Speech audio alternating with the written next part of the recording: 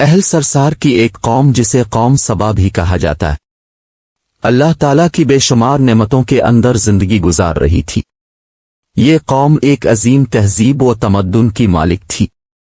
حضرت داؤد علیہ السلام اور حضرت سلیمان علیہ السلام کی باعظمت حکومتوں کے بعد ان کی حکومت زبان زد خاص و عام تھی۔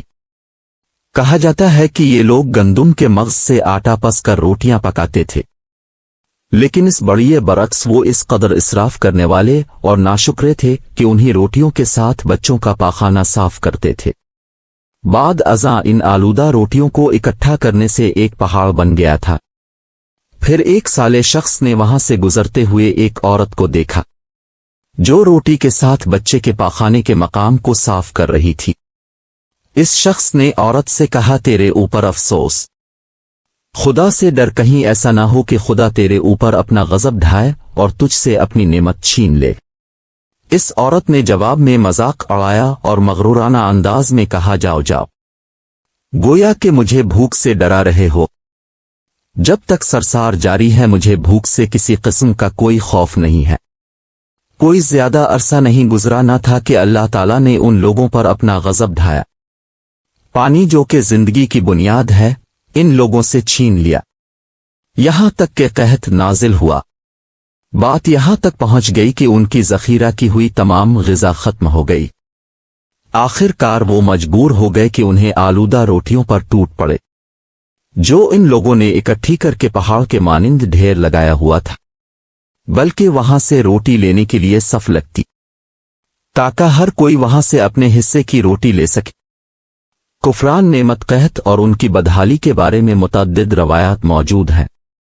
سورہ نحل کی آیت نمبر 112 اور 113 میں یوں ارشاد ہوتا ہے، اور اللہ نے اس بستی کی بھی مثال بیان کی ہے جو محفوظ اور مطمئن تھی، اس کا رزق ہر طرف سے باقاعدہ آ رہا تھا، لیکن اس بستی کے رہنے والوں نے اللہ کی نعمتوں کا انکار کیا تو خدا نے انہیں بھوک اور پیاس کا مزہ چکھایا، صرف ان کے ان اعمال کی بنا پر کہ جو وہ انجام دے رہے تھے، اور یقیناً ان کے پاس رسول آیا تو ان لوگوں نے ان کو جھٹلایا، تو پھر ان تک عذاب آ پہنچا کہ یہ سب ظلم کرنے والے تھے۔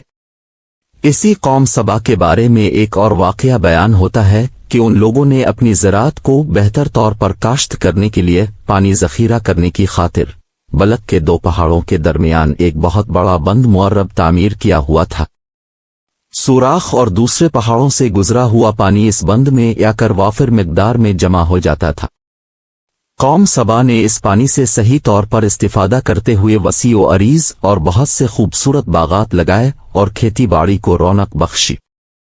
ان باغات کے درختوں کی شاخیں اس قدر پھلوں سے لدی ہوئی ہوتی تھیں کہ کہتے ہیں کہ اگر کوئی شخص سر پر ٹوکری رکھ کر ان کے نیچے سے گزرتا تو پھل خود بخود ٹوکری میں گرنا شروع ہو جاتے اور قلیل مدت میں ٹوکری تازہ پھلوں سے بھر جاتی۔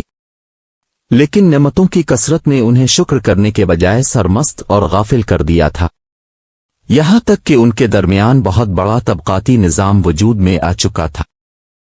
ان میں سے صاحب اقتدار لوگوں نے کمزوروں اور ضعیفوں کا خون چوسنا شروع کر رکھا تھا، یہاں تک کہ ان لوگوں نے خدا سے ایک احمقانہ التماس کیا جس کا ذکر سورہ سبا کی آیت نمبر 19 میں ملتا ہے۔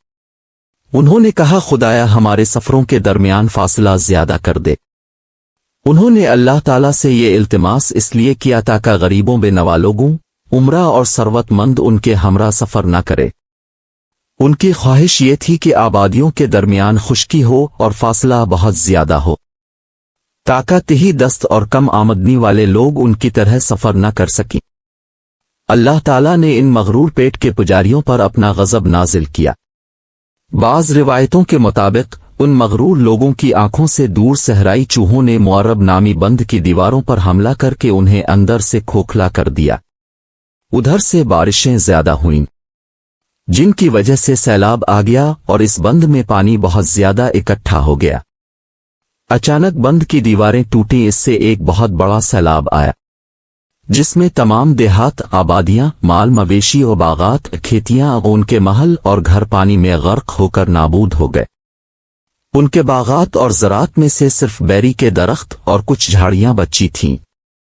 خوش الحان پرندے وہاں سے کوچ کر گئے تھے، جبکہ الو اور کوآہے نے قوم سبا کے کھنڈرات میں اپنے گھونسلے بنا تھے۔ اس بات کا ذکر سورہ سبا کی آیت نمبر 15 اور 16 میں ملتا ہے، اور آخر میں سورہ سبا کی آیت نمبر 17 میں قرآن کریم میں اس واقعے کا یوں نتیجہ نکالا ہے: یہ ہم نے ان کی ناشکری کی سزا دی ہے اور ہم ناشکروں کے علاوہ کسی کو سزا نہیں دیتے ہیں۔